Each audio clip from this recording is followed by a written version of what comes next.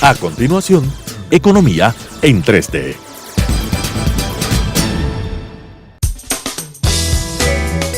Clasificación A. Apto para todo público.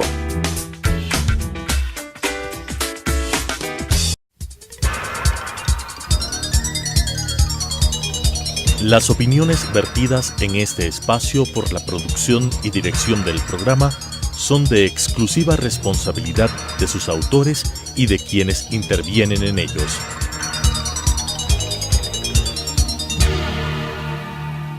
Telesucesos Canal 29 presenta Economía en 3D. Estimados amigos, un gusto compartir con ustedes nuevamente este programa Economía en 3D con Daniela Oleas, con Rodrigo Espinosa y Mauricio Pozo quienes habla. En esta oportunidad vamos a tratar un tema que nos pareció importante analizar y poder de alguna manera dar nuestros puntos de vista, que es la realidad económica venezolana. En una segunda parte del programa estaremos hablando sobre la economía ecuatoriana una vez que ya se conocen las medidas adoptadas por el gobierno nacional. Entonces, si les parece a mis compañeros de panel empezar por el tema venezolano, y simplemente para dar una suerte de nota introductoria quisiera hacerle conocer a todos los televidentes y radioescuchas algunas cifras recabadas de los datos estadísticos publicados por el Fondo Monetario, el Banco Mundial, entre otras fuentes. Y claro, aquí voy a hacer las declaraciones del caso por las razones que van a escuchar, pero simplemente para información. Aquí estamos hablando de una población de 31.4 millones de personas. Obviamente asumo que esta población sigue registrando a aquellos que ya no están. Probablemente la población real, al ser menor de la que aquí consta. Estas son cifras del año pasado, al año 2017. Habla de un PIB de 210 mil millones de dólares, supuestamente 2 veces el Ecuador. Pero claro, esto está en millones de dólares. Aquí la pregunta que habría que hacer es ¿a qué tipo de cambio calcularon el PIB? Bueno, ahí tome en cuenta que Venezuela antes de Chávez tenía el ingreso per cápita más alto el quinto ingreso per cápita, claro, a nivel aquí mundial. Fíjate, hablan de un ingreso per cápita de 6.683 dólares, pero ha de ser al tipo de cambio oficial. No, pero te digo, porque lo que era antes Venezuela. Sin duda alguna. Increíble. Después la caída del Producto Interno Bruto, el decrecimiento el año pasado fue del 14%. Imagínense lo que es caer en producción 14% de un año a otro. Más de 20 mil millones, ¿no? Sí. Cerca de 30 mil. Sí. Inflación, 1000%, 1087 para ser exacto. Para finales de este año hablan de casi 14.000% de inflación. 1 millón, dice. Sí, no sé si de inflación o de depreciación del tipo de cambio. Ahora ya se pierden los números entre ambas cosas. La deuda externa también había que, seguramente esto sí está cotizado en dólares, 139 mil millones de dólares, un desempleo del 27%, no tenemos cifras de subempleo, creo que no hay mucha forma de comparar este indicador. Ranking de corrupción de 180 países, posición 169. Y el Ecuador 160. Por ahí van, sí. No hay por mucha ahí van. Competitividad 127 de 140. Tasa de incidencia de pobreza 33%, me parece poco, al 2015 de esto. No, bastante, pero un país rico como Venezuela es altísimo. Las exportaciones aquí me parecieron más bien pequeñas para el tamaño, 31.600 millones. El Ecuador tiene cerca de 30.000 millones de y antes en petróleo exportaba más que eso, Venezuela. Las exportaciones del año anterior han crecido al 18% por precio de petróleo, lo más probable. Importaciones de 10.000 tienen superávit comercial, pero para importar necesitas dólares. Y si no tienes dólares, ¿qué vas a importar? Y ha de estar seguramente lleno de restricciones de las importaciones. Y además todo se lleva en corrupción. Y bueno, la balanza comercial, como les dije, 21.000 millones positivo. Esto o algunas cifras. Yo tal vez decir algo para darle en torno a esta información. Primero, es un país donde los indicadores macroeconómicos están absolutamente desbalanceados. Hay un problema fiscal, hay un problema de reservas, hay un problema de desequilibrio de liquidez interno, no hay recursos para atender la demanda interna de consumo, hay un problema de concentración de exportaciones de un solo rubro, ahora más que nunca. Tenemos el problema que ya sabemos de emigración de venezolanos al exterior producto de la hambruna que se produce. Tenemos, como hemos visto, altos niveles de pobreza y de desempleo. Y claro, con un entorno así, la pregunta de fondo es si habría las condiciones políticas necesarias. ¿Hay cómo enderezar esto? ¿O qué deberíamos hacer para poder corregir una situación de esta magnitud en Venezuela, una situación económica tan complicada como la que estamos comentando? Y ahí sí quisiera, antes de darles mi singular punto de vista a mis compañeros, a ver cuál es la opinión que ellos tienen. Rodrigo. Mira, Venezuela es un país que es riquísimo en recursos naturales. Lo que está sucediendo es lo que dice Legarde, la directora ejecutiva del Fondo Monetario Internacional, que históricamente el manejo económico de Venezuela es algo así como una desgracia. O sea, donde a medida de política económica que han adoptado ha sido negativa. Entonces, Venezuela sí es un laboratorio de lo que no se debe hacer. Y entre las cosas que no se debe hacer es la política petrolera que tiene Venezuela, que era Venezuela era muy rico y ahora está exportando ni la quinta parte de lo que antes exportaba, y también está produciendo una miseria en relación a lo que producía. Entonces, un país riquísimo entregado a manos de salvajes, diría yo, y lo han manejado pésimamente mal, y tan mal lo han manejado que invitan a los que manejaron pésimo aquí para que les asesoren. Sí. ¿Qué dices tú, Denis? Venezuela tiene más reservas petroleras que los países árabes. Así es.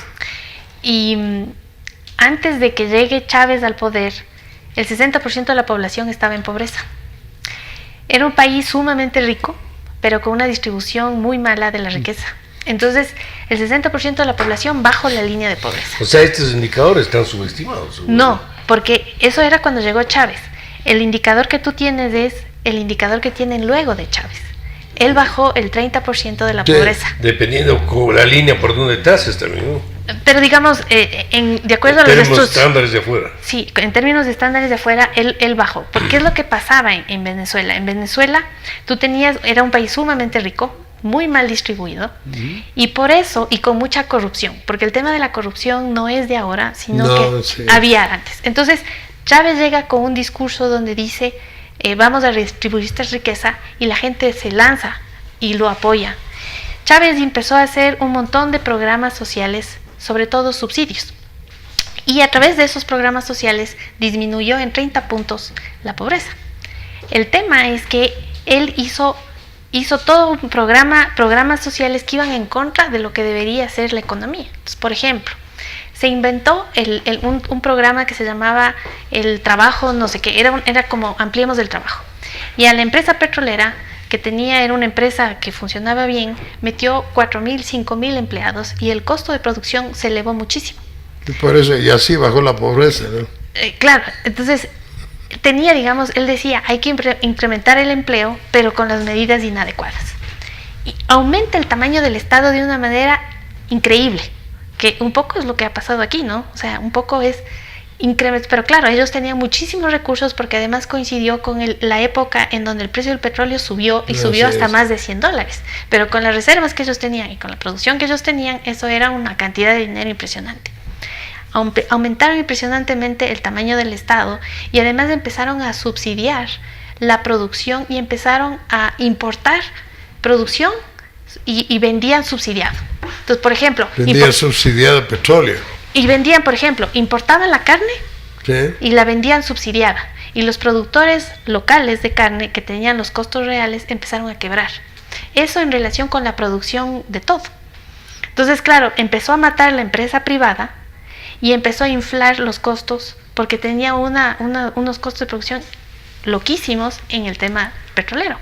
Empezaron a eliminar prácticamente toda la producción y se centran, el 95% de la riqueza ahora depende del petróleo. Entonces, es súper frágil y el rato que empieza a bajar el petróleo coincide con... A bajar el petróleo y la producción de petróleo en Venezuela. Y justo coincide con cuando Maduro asume el poder. Maduro asume justo en esa época. Y Maduro toma unas medidas todavía peores. Son mucho peores. Y claro, la corrupción impresionantemente. Entonces, es un país que está destruido. Tal vez para darle un antecedente, Venezuela en la década de los 50, con el dictador venezolano Marcos Pérez Jiménez, desde esa época mantuvo hasta entrado los 80, terminando los 80, un tipo de cambio fijo. 4 bolívares 30 por dólar por 40 años. Te puedes imaginar lo que significa. Y había gente que prefería el bolívar al dólar. Claro, y Venezuela importaba todo. Importaba, bueno, no todo, pero importaba prácticamente los mayores productos, bienes y servicios, no servicios, sino bienes de consumo nacional. Producto de la abundancia de dólares, producto de la cantidad de recursos con que disponía y de una producción que llegó a ser por sobre los 3.5 millones de barriles diarios, y porque eso producía PDVSA, ¿no?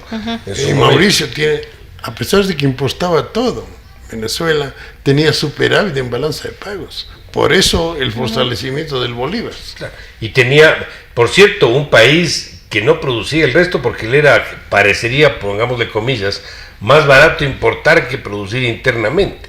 Ellos importaban hasta huevos de Miami, o sea, no, todo. Era y claro, un país también con mucho recurso natural, con acero, hierro, con aluminio y con agua, un país riquísimo. Y con extensiones para producción agrícola, lo que quieran, y que eso lamentablemente no progresó. Pero a lo que iba es, esos 4 bolívares por dólar que estuvo vigente casi 40 años en ese país, estuvo acompañado por una política de un vaivén político que generó también temas de corrupción graves, que hizo que crezca la antipatía y el desosiego de la sociedad. Ahí se turnaron el poder durante muchos años, lo que se llamaba AD, Acción Democrática, que era el partido de alguna manera de tipo, yo les diría, un socialismo moderado, pongámoslo así, y el tema del Partido Social Cristiano Copey. Y estuvieron ahí balanceando entre ellos. Entonces tuvieron por un lado a gente como Caldera, que estuvo 2 veces en el poder, estuvo Lucinchi, que también estuvo su periodo, y en esos procesos se dieron realmente una suerte de desobligo y de abandono de sectores pobres de Venezuela durante muchos años. Entonces yo sí creo que la corrupción, la falta de interés en los temas de políticas sociales sí produjo una suerte de germinar un líder popular como fue Chávez, y que terminó haciéndose cargo del país, y el resto ya es historia reciente. Entonces creo que hay una responsabilidad también, sin querer juzgar a la distancia, en general de los gobiernos durante años, que dan espacio por tal vez su falta de preocupación en ciertos temas, para que surjan estos líderes que terminan siendo peores que los anteriores, pero que igual de alguna manera se originan en una suerte de inconformidad social frente al desobligo y a la falta de atención de los sectores sociales. Y mira, Venezuela era uno de los países que más recibía pedidos de ingresar a ese país. Había un montón de gente europea que iba a trabajar a Venezuela, y los consulados venezolanos recibían una gran cantidad de gente. O sea, ingresaron una gran cantidad de extranjeros de Venezuela.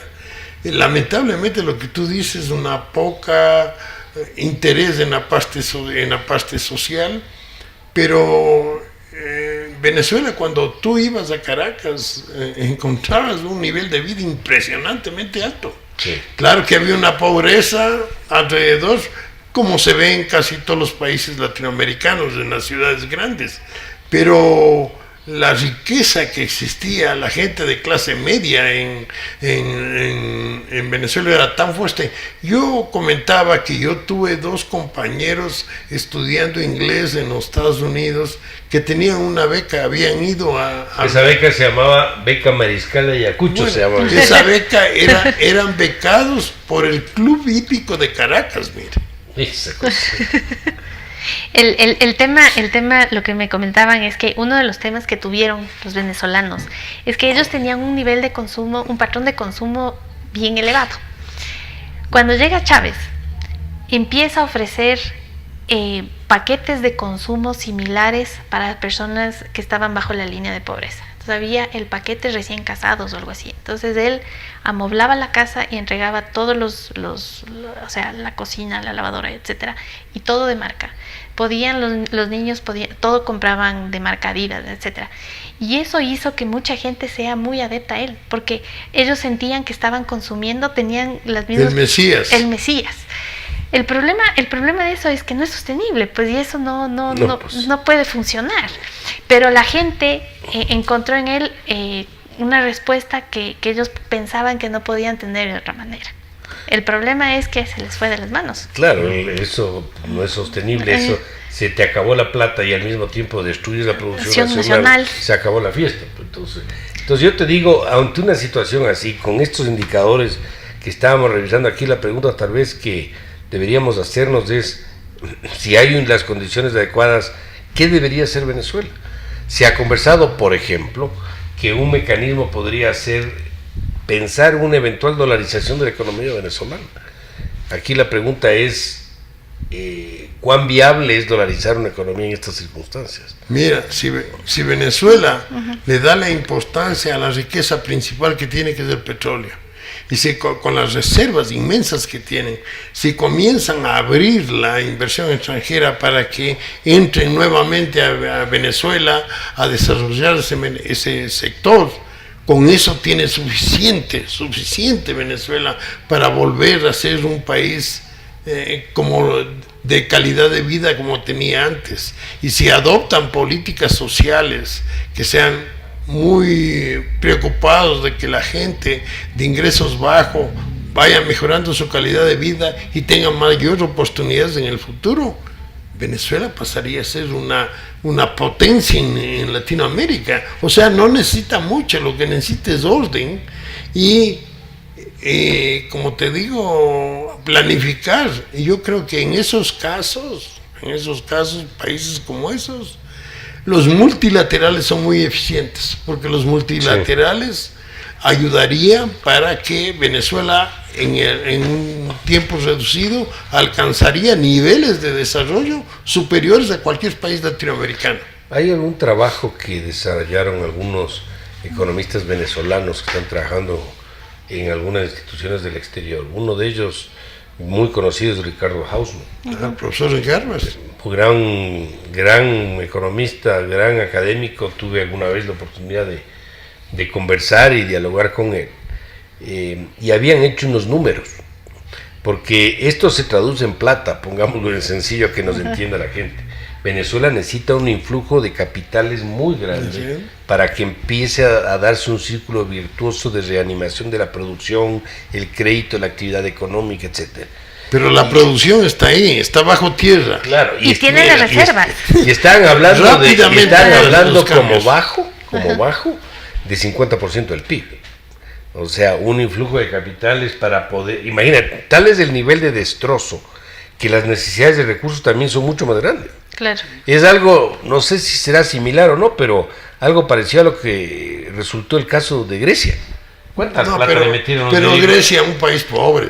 Venezuela es un país riquísimo. Claro, pero igual tienes que... Tú lo que tienes que meter es capital en Venezuela y esa semilla enseguida genera genera producción, genera mejoramiento de la calidad de vida de la gente. O sea, Venezuela lo que necesita es que el petróleo vuelva a ser lo que era antes. Y aprovechar el petróleo para desarrollar el resto de la industria. Claro, porque ellos tenían industria de turismo que también mataron. O sea, hay un montón de cosas que desaparecieron porque es un país lindísimo, riquísimo, que tiene un montón de recursos y que está ahí. Pero si vos importabas carne, cuando ellos producían carne y vendían más barato que la producción nacional, era una estupidez. Por eso te digo yo, o sea, era más barato importar que producir internamente. Eso también te generó efecto enfermedad holandesa que se llama, pero a full, porque realmente desplazaron todo lo que es producción nacional. Pero hay temas emergentes de coyuntura y puntuales en el tiempo que tendrías que resolver. ¿Cómo haces con el tema moneda? Pero la moneda, no tienes problema de... Uno de los problemas que nosotros tuvimos y dolarizamos es porque nosotros teníamos un impacto de la balanza de pagos de la moneda nacional muy fuerte, por muchas décadas. La balanza de pagos tenía un impacto monetario importantísimo. Venezuela no lo tiene. Venezuela tiene una riqueza formidable de balanza de pagos. Entonces a Venezuela le conviene estar con su moneda propia, porque la moneda propia le permite pero para poder hacer eso y recuperar la confianza en la moneda propia, tú necesitas fortalecer las reservas. Tienes que cambiar la moneda. El momento que tú tengas el ingreso, que sí en Venezuela va a haber interés de las grandes empresas petroleras de ingresar a Venezuela, porque es un país riquísimo, entonces tienen un buen negocio ahí. Hay un negocio que está bajo la tierra, que lo único que tienen que hacer es producir como se producía antes. Entonces van a tener fuertes capitales que van a generar fuerte producción, y esa producción va a generar muchísimas divisas. Ahora, entonces no van a tener problema monetario, Mauricio. Ahora, eso es imposible. No necesitan la dolarización ahí. ¿Tú crees que no necesitan eso? Porque ellos porque no tienen el problema que tuvo Ecuador, que se vio obligado a dolarizar. Porque el Ecuador... ¿Sabes cuál es el problema, Rodrigo? Que tú tienes que ver cómo manejas el tema de los precios relativos, es decir, cómo te pasas de la situación actual a un estatus de estabilidad y a qué tipo de cambio corriges. Verás, el problema de Venezuela es que la riqueza que ellos van a tener proviene de la balanza de pagos, proviene de las Bueno, aquí estamos viendo que tienen superávit comercial, claro, pero es un país quebrado. Pero ahora, claro, ¿te imaginas la riqueza que tenía antes con unos superávits de balanza de pagos bien altos, y va a seguir teniendo bien altos, porque el petróleo y el hierro les genera recursos importantísimos? Y eso con baja de producción. Lo que pueden hacer con la moneda nacional es desarrollar la producción interna, que no es producción interna agrícola, producción interna de turismo, y tienen su moneda que les permite hacer esos desarrollos sin modificar el tipo de cambio. El bolívar era una de las monedas más fuertes a nivel mundial. Era una moneda impresionantemente robusta, y eso puede volver a ser si es que tú logras que el petróleo se desarrolle como debe desarrollarse. Pero ¿y a qué tipo de cambio conviertes ahorita? Es que el problema no es el tipo de cambio, el problema es que tú tienes que pensar que el problema monetario en Venezuela no sería un problema grave. Fijaría un tipo de cambio fijo, bolívares frente al dólar, y bajo, extremadamente bajo, porque el potencial de crecimiento en dólares es importantísimo, y así tenía antes. El bolívar era muy fuerte, se daba el lujo de ser fuerte porque si ahora tienen ingresos de divisas más de lo que salen, no se diga antes. Claro. Entonces, Venezuela está regalando, Venezuela les regala 100,000 barriles diarios, creo que a Cuba. Les regala, oye, y está regalando a los países del Caribe. Entonces, Venezuela, y a pesar de eso, regalan a pesar de que la producción ha bajado. Entonces, si arreglan el problema petrolero, que para mí es factor principal. Yo no creo que necesitan modificar el tipo de cambio, tener una moneda extraña. Ahorita tienes un problema de abastecimiento de productos básicos de medicinas.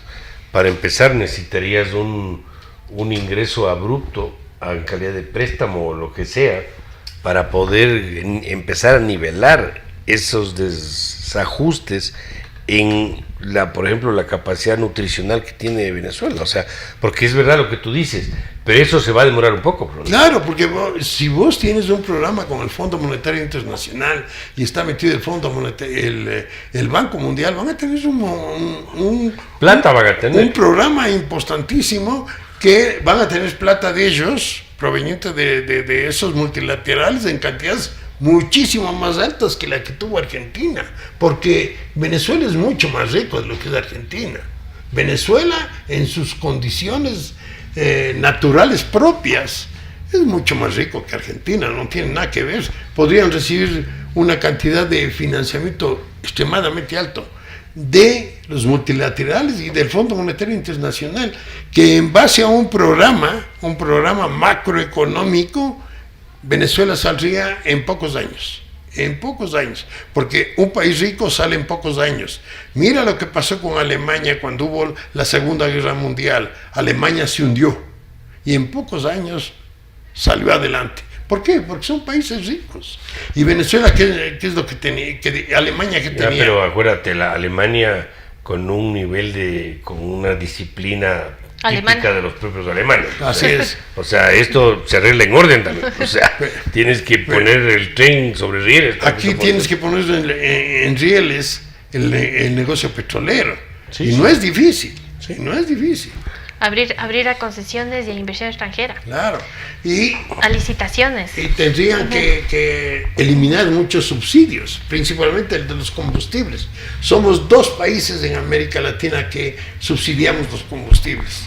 Los que peor manejaron la economía. Ecuador y Venezuela. Para mí es una vergüenza el subsidio de los combustibles. Yo considero que lamentablemente esa vergüenza obedece a la falta de capital humano que tiene el Ecuador, porque esa falta de capital humano es lo que generó el subsidio a los combustibles, un subsidio que beneficia a la clase media y a la clase rica más que a los pobres. De acuerdo, totalmente de acuerdo.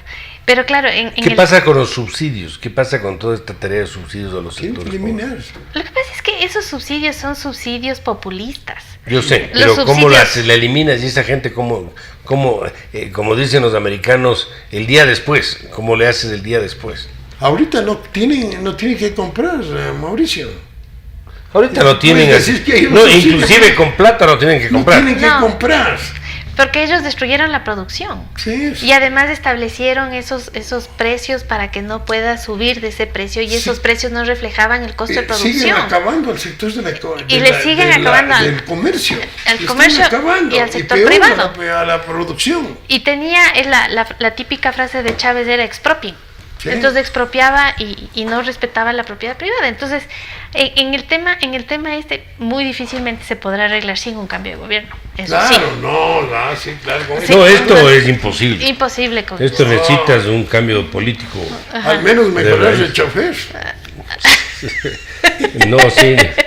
Que sea un chofer de alta gama, de un vehículo de alta gama. Sí. Necesitas arreglar el tema político, si no esto se vuelve absolutamente inmanejable. Además, tú necesitas legitimidad para hacer las cosas también. Entonces ahí tendrían que empezar por limpiar el tema de corrupción, porque estos 20 años casi ha estado plagado de corrupción. Yo también veo en el caso del Ecuador algo de símil, en el sentido de que lamentablemente nuestros gobiernos han sido pésimamente administrados. Ecuador es uno de los países riquísimos en recursos naturales, es una belleza. Tú te mueves de aquí y encuentras un país riquísimo con un paisaje hermoso, y vemos que el Ecuador ha hecho esfuerzos para mejorar el turismo, y el Ecuador no es nada en turismo a nivel latinoamericano. Es uno de los pocos países en América Latina que tiene turistas menos de 1 millón. Paraguay tiene más que Ecuador. ¿Por qué es eso? Por la falta de capital humano. El Ecuador tiene unos problemas bien serios para desarrollar la producción. Vemos pocos productos que se van desarrollando e inmediatamente crece la producción, como es el caso de las flores, el caso del camarón, el caso de algunos productos agrícolas actuales. A mí me llamó muchísimo la atención escuchar en el programa de la televisión Políticamente Correcto lo que habló Richard Espinosa respecto lo que dijo Roque Sevilla respecto a qué es lo que necesita Quito. Él hablaba que Quito necesita, porque el 80% de la alcaldía está fuera de la ciudad, y decía que lo que necesita es desarrollar el sector agrícola introduciendo tecnología de alta gama. Eso es lo que necesita. Nuestro sector agrícola necesita producir con alta tecnología. Eso que cuando hablo de alta tecnología no es capital, es conocimientos. Es conocimientos. ¿Cómo es posible que el Ecuador no pueda producir las chirimoyas que produce Perú, las frutas que produce Perú, si el Ecuador tiene un campo muchísimo más rico? Lo que no tiene es capacidad de conocimiento para hacer realizar ese tipo de producción. Entonces, eso hay que empujar en el Ecuador. Y uno de los temas es que aquí, contrariamente a lo que uno pensaría, los agrónomos no tienen el trabajo. No, mira. Porque las personas que siembran, digamos, tampoco creen que es cuestión de lanzar la pepa y que nace, y no se asesoran con los técnicos. Daniela, yo tengo una pequeña propiedad. Y me voy al Ministerio de Agricultura en Tumbaco, que producen árboles, y veo una maravilla lo que están produciendo. Pero no dan asistencia técnica a nadie. Ellos producen en una propiedad pequeñita, producen unos frutales, una maravilla, pero no dan asistencia a nadie. Algunos van y compran 4 árboles, 5 árboles, 6 árboles, pero no se hace esto a gran escala. No se usa esos conocimientos que tienen esos agrónomos para que la provincia de Pichincha pueda producir en la agricultura de una manera diferente. Yo estuve vinculado, digamos, al sector agrícola en el sentido de que financieramente estuve vinculado con un banco agrícola, y me llamaba la atención que ahí estaba la Cámara de Agricultura que les llamaba la atención cuando alguien venía y producía tecnológicamente en el campo. Las flores, cuando comenzaron a desarrollarse, los agricultores antiguos consideraban que eso era una estupidez lo que se estaba haciendo, que se estaba gastando demasiado. Y después vemos un cambio sustancial. Y los productores de flores no son agricultores,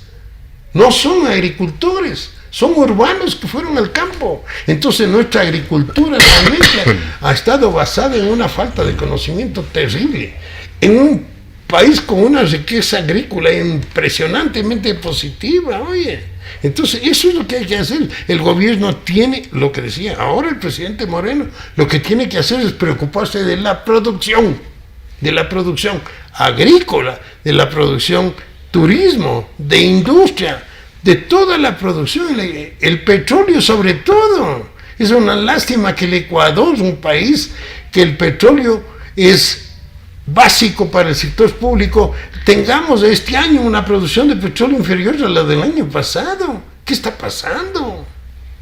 ¿Por qué las firmas extranjeras buenas no están entrando al país? ¿Por qué cuando se hacen estas licitaciones de campos marginales, quienes entran no son empresas conocidas? Sabemos un poco la historia, ¿no? Tenemos aquí todo el tema de los arbitrajes internacionales, los problemas que ha tenido que ver con empresas extranjeras, como Estado me refiero, que es una señal que no gusta obviamente a los mercados de afuera, que el Ecuador siempre tiene algún tipo de conflicto con empresas de afuera. Pero Mauricio, otra cosa, permíteme que estás hablando esto. Es una lástima cómo le quitaron le quitaron el negocio a algunos inversionistas extranjeros, de vivos. Yo estoy de acuerdo, pero fíjate, ese es un factor. El otro es la inestabilidad tributaria, sin duda, que genera aversión a la inversión de afuera. El otro es el respeto a los contratos, porque el Ecuador ha violentado los contratos y por eso es que ahora, por ejemplo, con la ley que se acaba de aprobar, habría sido terrible el que tú no tengas algún mínimo de posibilidad de arbitraje internacional, porque es lo que te están pidiendo. Y claro, eso lo que pasó es que las compañías grandes de crudo ya no están en el Ecuador. Las medianas también se han ido, tipo Occidental. Y ya quieren vender quedaron las chicas o las chinas, porque no hay otra. Mauricio, ya quieren vender el oleoducto, quieren entregar al Ecuador el oleoducto, después de que ellos hicieron una gran inversión, oye. No se ¿Por qué? claro. Porque son atacados por el SRI, porque somos muy vivos. O sea, usamos la viveza criolla para afectar a las empresas que son claves para el desarrollo económico del país y que hacen tan bien a la pobreza hoy. Estamos viendo lo que está sucediendo con la minería, atacando a las empresas y beneficiando a la minería artesanal. ¿Qué pasa? Estimados amigos, se nos acabó esta parte del programa. Hemos hablado sobre el caso venezolano y terminamos hablando también sobre algo de Ecuador. Yo quisiera agradecerles en mi caso particular porque tengo que retirarme. Van a quedar mis compañeros de panel para que desarrollen un poco el tema ecuatoriano con las medidas que se conocieron. Así que les dejo en la palabra de ellos. Vamos a entrar en una pausa y continuaremos en un momento más. Muchas gracias. Enseguida volvemos. Economía en 3D.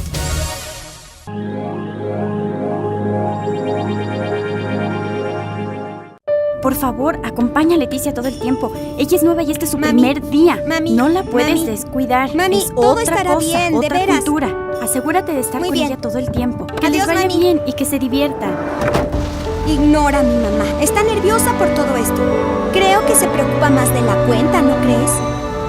Y siempre hace lo mismo. Así que, ¿estás lista para entrar al horripilante castillo de los espantos?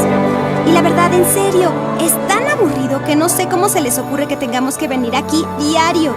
¿Y cuántas escuelas hay donde tú vives? Ni una.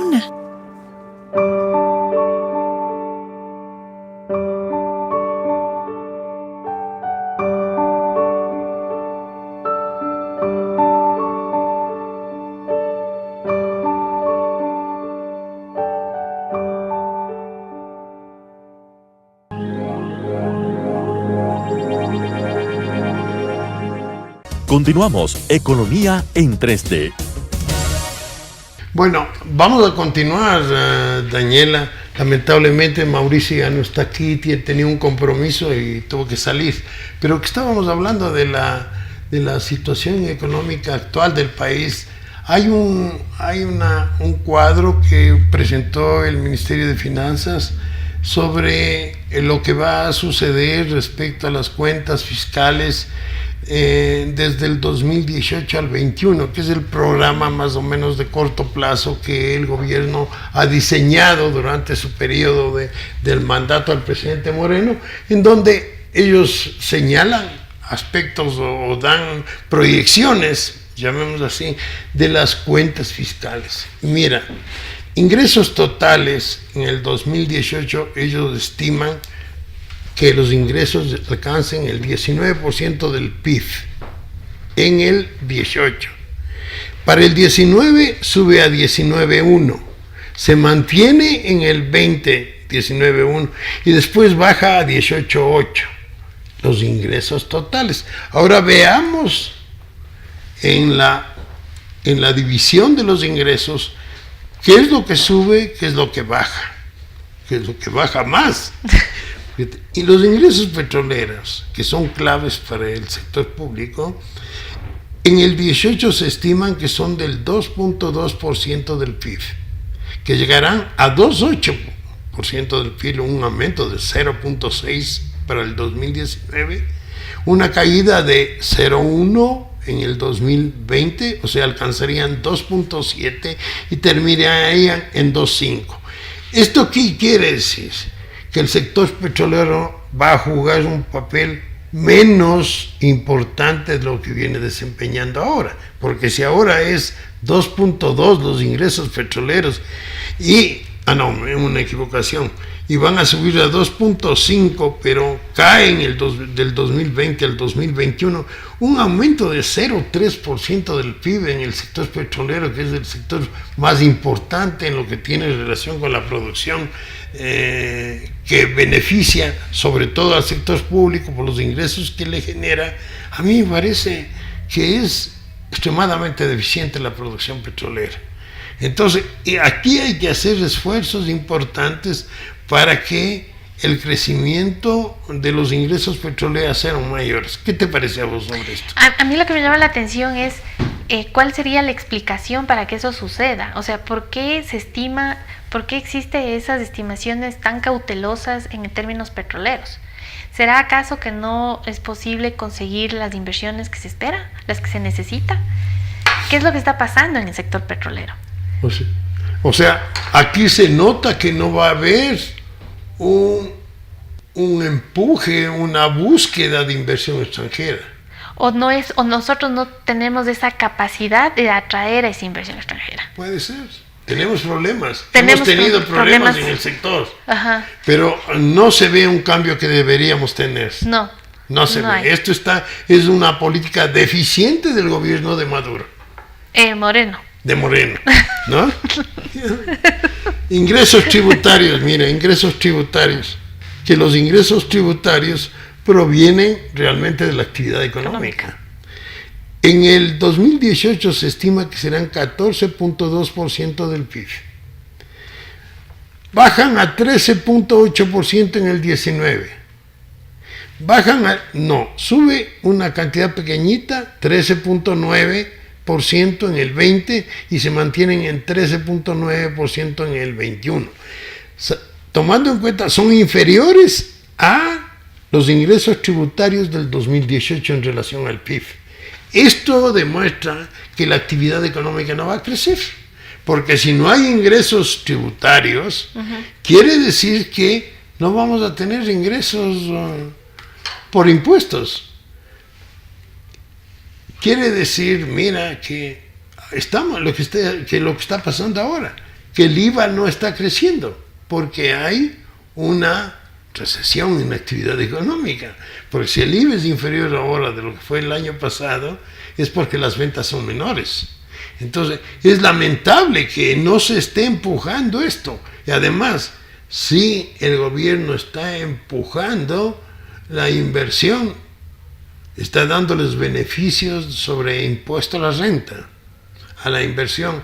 Se estima que esta inversión debe generar un crecimiento en la actividad económica. Y el IVA, que es el principal impuesto, debería crecer. Y los ingresos tributarios deberían ser mayores. O sea, esas proyecciones lo que están mostrando es que en realidad no existe mucha confianza en que va a haber una mejoría en la producción. Y esto es de la autoridad económica. ¿No? Esas son mis preocupaciones. Mira, los ingresos no tributarios 2.3 ahora, 2.2 en el año 2021. En lo que hace relación al nivel de gastos totales, ahí de 22.8 baja a 21.1. O sea, hay una caída de los gastos totales en relación al PIB. ¿Y se explican por?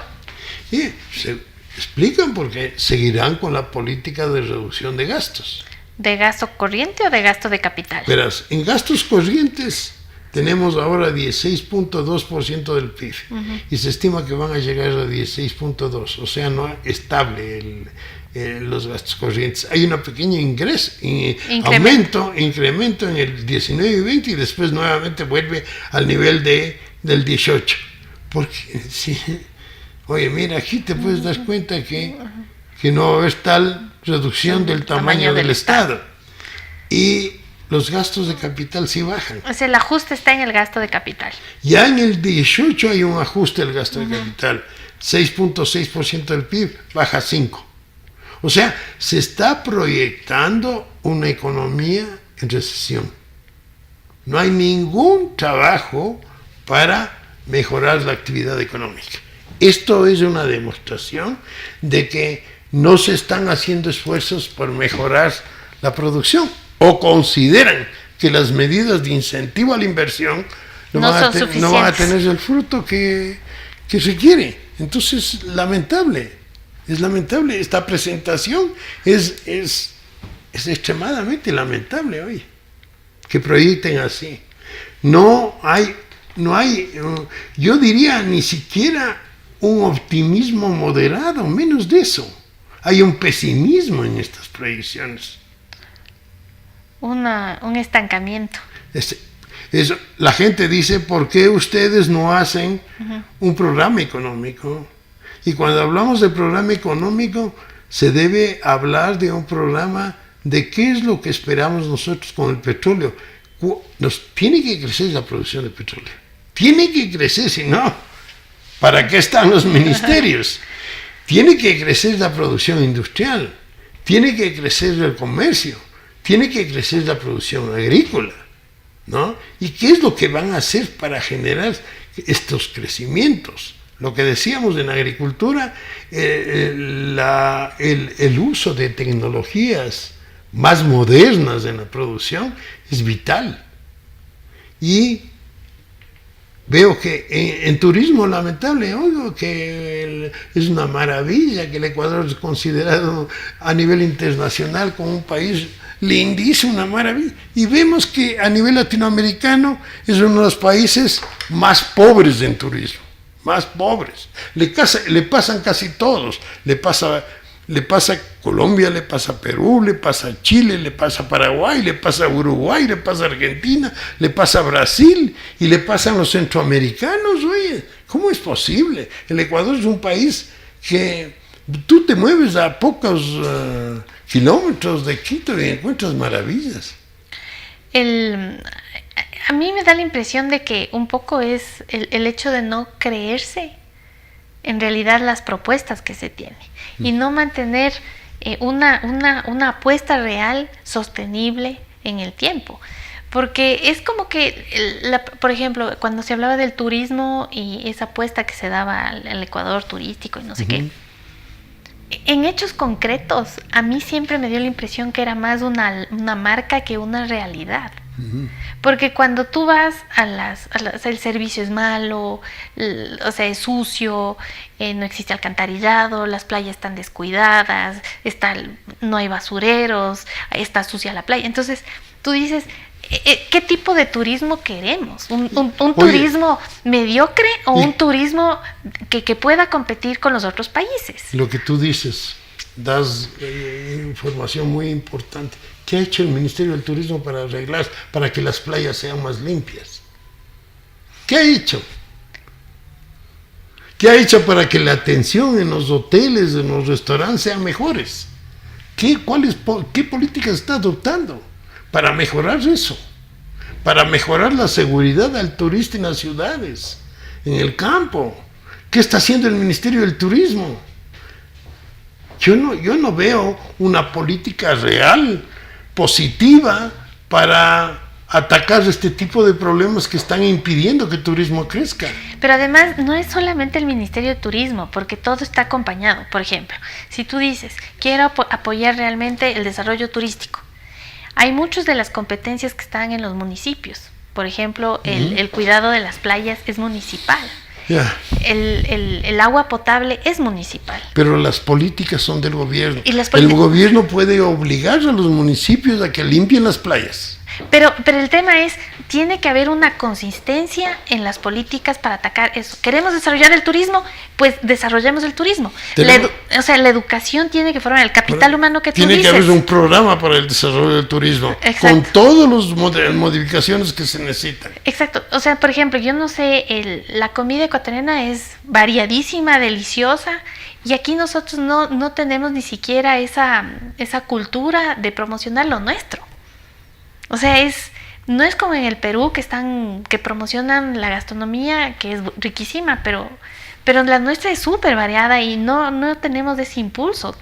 Y eso que ha empezado de alguna manera. La comida en el Ecuador es variadísima, porque vos te mueves de Quito a Ambato, a La Tacunga, a Riobamba, y tienes diferente tipo de comida. Pero lo bueno sería es que si puedes comer, que no te enfermes o que no te dé esto, o que... Para eso está el Ministerio de Turismo. El tema de la calidad, el tema de la presentación, el tema del trato. Eso debe preocuparse el Ministerio de Turismo. Eso debe preocuparse. Son políticas muy importantes. Porque si hay un cambio en eso, se va a generar un movimiento muy importante. Mira, el desarrollo del tren nosotros que hicimos, que ha generado una gran acogida de turismo extranjero. Pero es limitado. Es limitadísimo.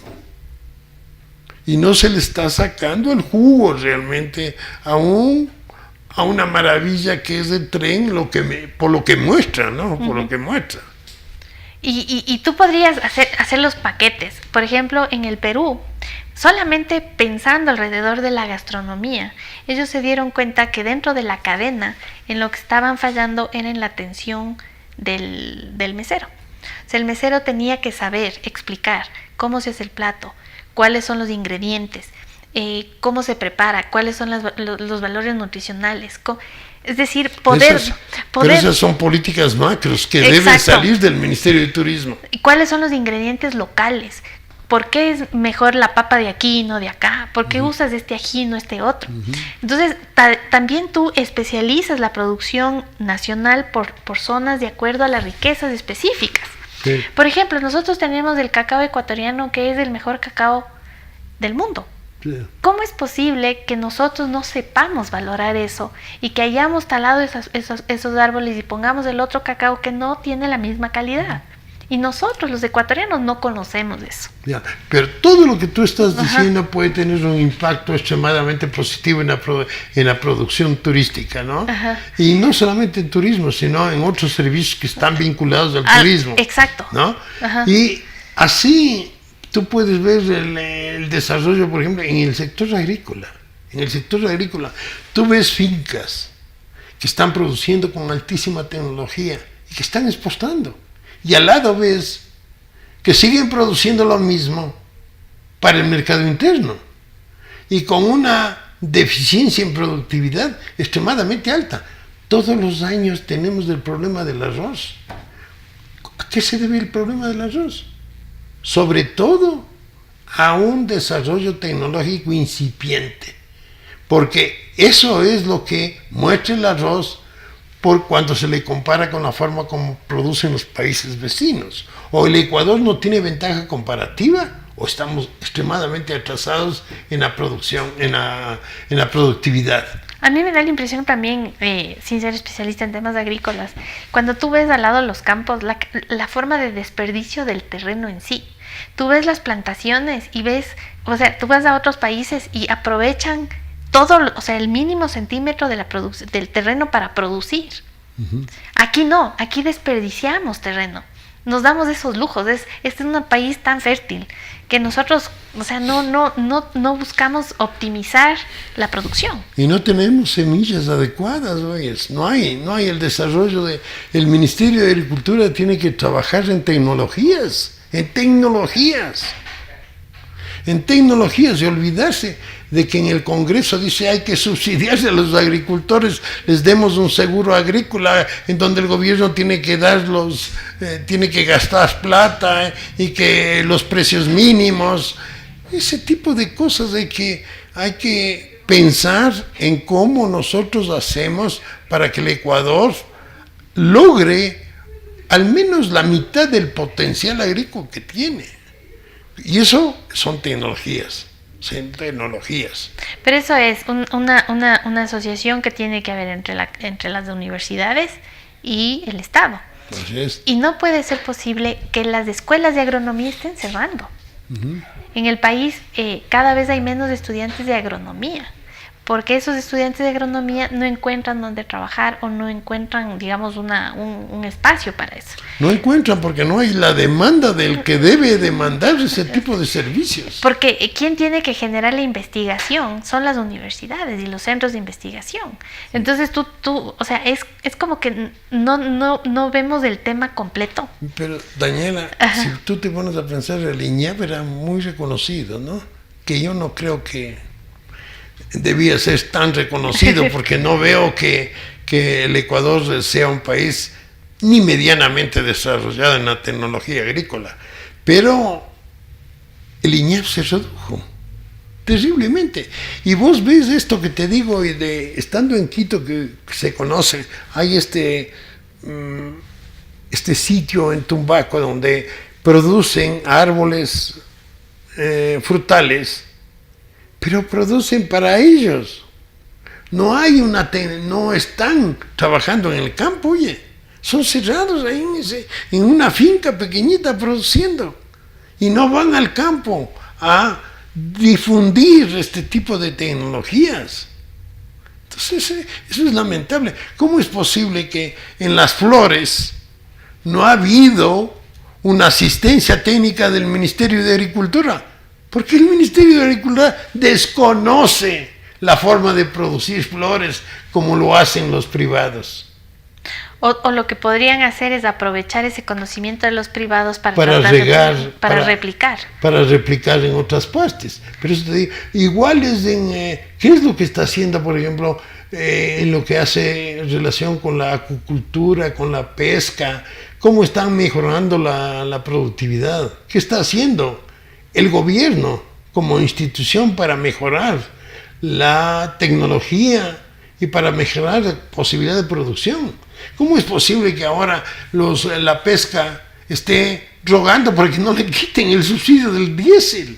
Si el diésel le cuesta muchísimo más caro al peruano y le cuesta muchísimo más caro al ecuatoriano, ¿por qué no pueden competir los nuestros, teniendo un mar riquísimo? Y además tomando en cuenta que el diésel es una de las cosas que más contamina los mares, ¿no? Sí. Y que afecta directamente a la producción, al producto como tal, porque si hay algo en lo que se debería trabajar es en tratar de eliminar que la pesca artesanal dependa del diésel. Y por sus narices se pasa el contrabando de diésel a los países vecinos. No. Entonces, yo lo que te digo es, lastimosamente, el Ecuador estamos con deficiencias en el capital humano, muchas deficiencias. Entonces, eso el gobierno tiene que cambiar, en eso tiene que trabajar. Yo quisiera ver a los ministros de Agricultura, de Comercio, impulsando el comercio interno y el internacional. ¿Cómo es posible que un ministro de Comercio Internacional hable con ciertas deficiencias respecto de los tratados de libre comercio? Que para un país pequeño es una maravilla. Estamos viendo lo que está sucediendo con Europa, lo que está impactando el Tratado de Libre Comercio en la actividad económica ecuatoriana. ¿Por qué el Ecuador se demora tanto en entrar, por ejemplo, al Grupo del Pacífico? ¿Por qué no estamos desarrollando un ingreso más rápido con los Estados Unidos y con otros países? ¿Por qué no tratamos de firmar un acuerdo con Japón, con los países asiáticos? Perú tiene tratados de comercio con casi todo el mundo, igual Chile. Y son países que las exportaciones de bienes y servicios han crecido y de una manera importantísima y están desarrollando tremendamente e impactando sobre el nivel de vida de los peruanos y de los chilenos. Chile ahora es el país más desarrollado de América Latina, siendo un país no tan rico en recursos naturales. No es tan rico y no tiene mucho territorio, digamos. Sí. Pero lo que ellos sí apostaron mucho fue en lo que tú dices, en capital humano. Sí. Ellos apostaron muchísimo en eso. Ellos hicieron ellos tienen un importante inversión en eso. Sí. Y eso ya es más de 30 años, 40 años. Y el gobierno ha ayudado en eso. O sea, no solamente del sector privado. No, es el sector público. El sector público el que ha impulsado eso y ha tenido especial interés en que eso se genere. Entonces, el país hoy tiene muchas capacidades, mucho potencial. Yo creo que ahora se debe tratar de planificar cómo mejorar la producción turística, ya haciendo análisis con gente que conoce, que sabe, con las cosas muy inteligentes que tú has mencionado, por ejemplo, que es clave, ¿no? El desarrollo, mira, en las playas ecuatorianas la gente es feliz cuando va a comer, dice estoy comiendo comida fresca. La gente se vuelve feliz, goza en nuestras playas. Si a esa playa tú le das, y que no se necesita mucho para tratar de educar a la gente de que trate mejor las playas, ¿no? Eso es una cuestión que con poca asistencia técnica se puede lograr unos cambios importantísimos, porque los más beneficiados son los ecuatorianos que viven en estas regiones, ¿no? Y ellos saben que mejorando el trato, hay mejoras en la forma como te tratan en las playas, la comida que te dan, va mejorando, cada año es mejor. Y también creo yo que sí ha influido el hecho de que vengan extranjeros al país. Sí. Porque desde mi punto de vista, por ejemplo, cuando hay un mesero de otro país, por ejemplo, a veces un venezolano, un colombiano, sí tienen una diferente manera de tratarte. Y los ecuatorianos aprenden.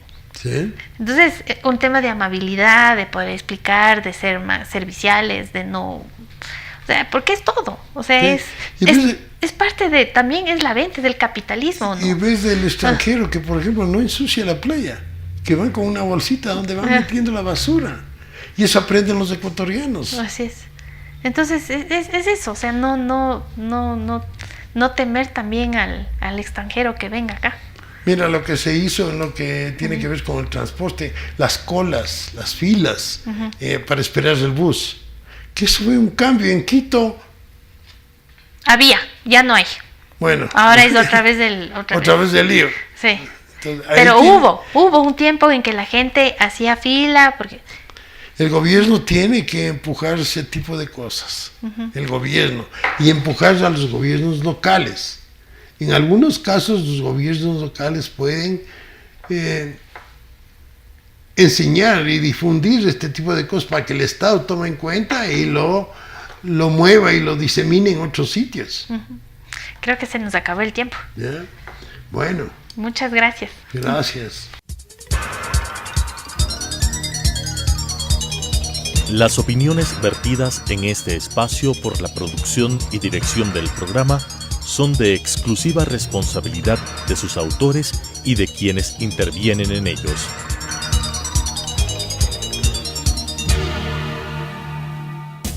Telesucesos Canal 29 presentó Economía en 3D.